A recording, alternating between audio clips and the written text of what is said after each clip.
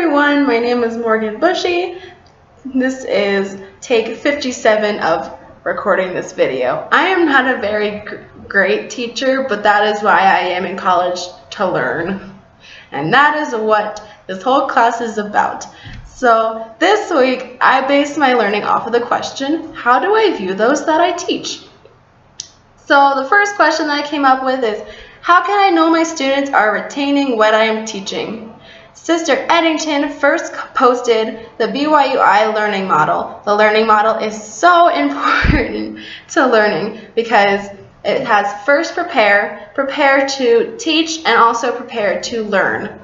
The second is teach one another. A very good way to study and to learn is to teach someone else and tell them what all you know, so that you know what you know and you don't know what you don't know. And the third is ponder and prove. So the second thing that I came up with is make classroom goals. I am personally a very goal-oriented person. So in a classroom, if I have goals and I have my students set goals, we will all be able to help each other achieve them. And the third thing is involve the students. Students can be very hands-on. Every student learns different ways. Me personally, I was a very hands-on person. So that was the way that I learned very well. The fourth thing is establish organization and structure. So meaning like classroom rules, all the other stuff. And the fourth thing, or the fifth thing, is keep the students motivated, which I will talk about in my next two slides. So my second question was, how can I help my students understand the material that I'm teaching? Although we all hate them, tests and quizzes are the best way for teachers to know that we are learning and that we're retaining what we need to know. And it also gives the students motivation to study and help them understand what they're learning. The second way that I came up with is internet activities are awesome. Students love them. I love them. Quizlet and like brain games are probably the awesomest ways of learning ever. 3, in my class that I'm taking right now, our teacher, at the end of every class, he has us sit down and have us tell him what he can do better as a teacher. So I think that's pretty awesome. Another way that my roommate told me is awesome is worksheets. Worksheets that you get in the beginning of class, and you have to fill them out through class and retain what you learned last class. And also when you post all your PowerPoints online so that your students can see what you'll be teaching next class, or have the PowerPoints from last class so they can better understand what they learned last time.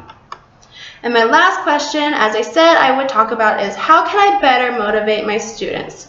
So I think that the first thing that you have to know is that motivation comes from my personal attitude. So if I have a horrible attitude, my students aren't going to learn very much. But if I am very passionate about what I'm teaching, they will be very passionate about what they're learning.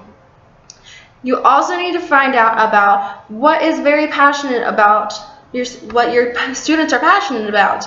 If they're passionate about horses, somehow relate what you're learning to horses, and so on and so forth. Also, find ways to make projects and learning fun.